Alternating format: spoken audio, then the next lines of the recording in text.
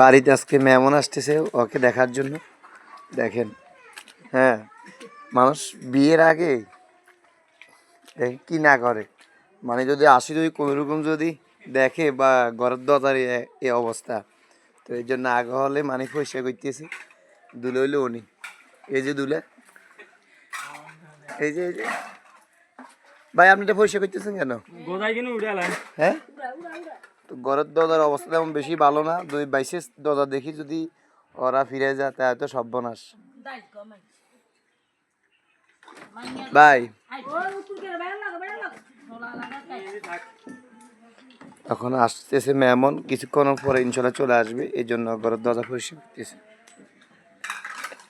ভাই এরকম বেদিস হয়েছেন কিনলে ভাই? হ্যাঁ, আরে ভাগ্য থাকলে এমনি আসবে, এটা টেনশন করিয়েন না, কপালের উপরে কিছু আসেনি। হ্যাঁ,